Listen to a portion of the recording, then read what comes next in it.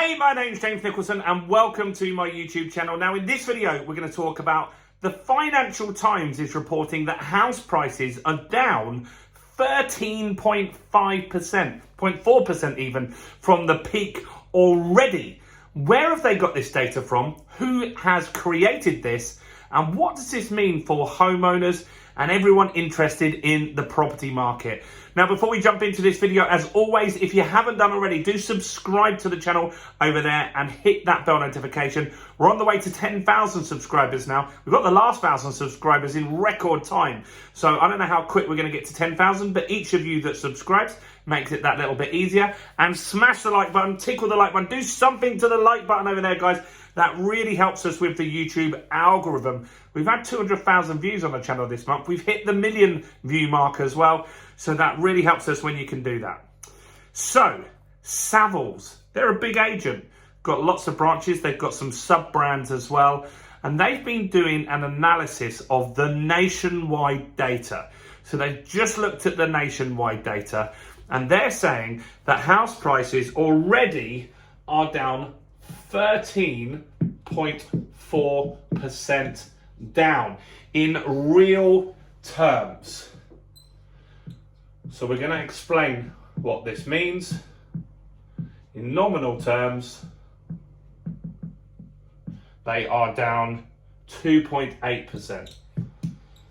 So that's the headline that you'll get, 2.8% down at the moment. Now, this is interesting, and this is caused by inflation. And the reasoning for this is your house is worth less, even if it hadn't gone down. So let's just say your house was worth 100 grand and it dropped no money at all and it was still worth 100 grand. Well, actually, in real terms, over the last year, because of the super high inflation, your house is actually worth less. Because if you sold that house, what you could buy with that 100 grand today is around 10% less than it was a year ago. Because food, drink, petrol, oil, heating, all these things, apart from houses, have gone up in price. Even rent, the amount you could get rent somewhere, rents have risen significantly in the last year as well. So all of this is very, very interesting. And people call this type of property crash a silent property crash. So what's actually happening is affordability, it might not feel like it because the interest rates are higher at the moment, but affordability is improving. As inflation is being stubbornly high, the affordability of the property on the market is going to be better, as long as you are one of the people that get a pay rise that is above inflation. Now, on average, people are getting pay rises above inflation, but I do understand that some sectors are not. Finance sector is doing very well. Public is okay.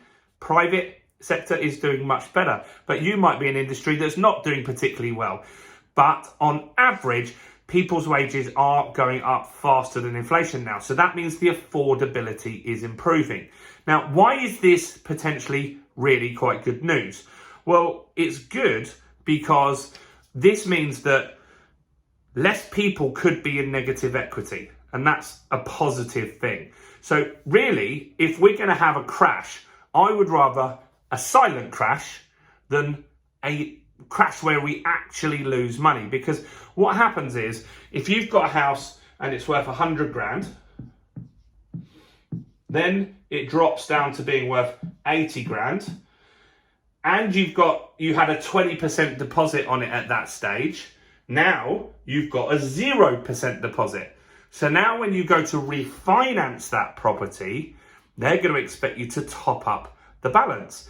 Some lenders might be okay. The existing lender is your real shot. But if you go to a new lender, which is what most people normally do, you're now at 100% loan to value. That's not a great customer for anyone in this market, because if you lost your job or the market goes down even more, suddenly they get an asset that's only worth that money. Now, they would sell it in an auction or a distressed sale, and it isn't so good for these guys. And that's the problem that you've got here. And so silent property crashes are better because let's just say the inflation does stick around. That 100 grand house is still worth 100k, but if you bought something with that 100k, you'd be able to buy less chocolate bars, less Nando's, whatever you buy with your stuff, you will get less for your money. But when you go to refinance, you still would keep the same amount of equity in the property. So it gives you that option to actually refinance and hopefully be okay, as long as the interest rates add up accordingly. So this is kind of a good scenario. So there are lots of people out there saying the market's going to crash 20, 30%. Now, potentially that could happen.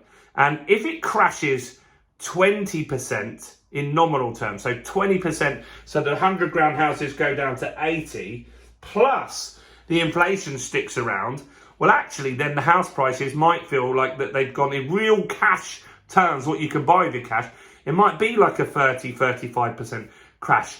Affordability would suddenly jump up significantly for a lot of people. So what we would really prefer, most people, and a lot of people that are sitting and they want to get onto the property market, their perception is they just want house prices to crash and suddenly be worth 50 grand so they can get on. But this is still good for them if the prices go down in a real world scenario, because inflation has eroded that property as well. That's positive for them just as much. And so this is actually probably the best case scenario. The fact that we've already had 13.4% in real world, real cash drops in property, then if we've got to get to 20, that might not be so bad. I would take all day long a 10% drop in the nominal price, as in the actual money that I'd have to pay to get it was only 100 grand house went down to 90, and then the rest of the price drop was done by inflation, and that wiped out another 10%, then I'd be happy with that. I think that would be a good scenario after all the high interest rates, the potential of a recession that the UK is going to go into, the jobs that are becoming less abundant as maybe they were a few years ago or months ago even. There are less vacancies in the UK now. So all of this stuff, I think, is positive. I think if the more we crash in real terms, better than crashing in actual money, the value, the cash sum that your property is worth being less. That's a more positive thing, in my opinion. So what do you think about this Saville report that the Financial Times are reporting on? It is factual. This is what's actually happening. So the market, the cash, like the price of your house has gone down 2.5%, but with inflation, it's actually down 13.4. I think that's pretty good news in all honesty. So let me know your thoughts on the comments. Do smash the like button, guys. Have you checked out some more content on my channel? We've got 560 videos on the channel now. So the next video you should be watching on YouTube is this one right here.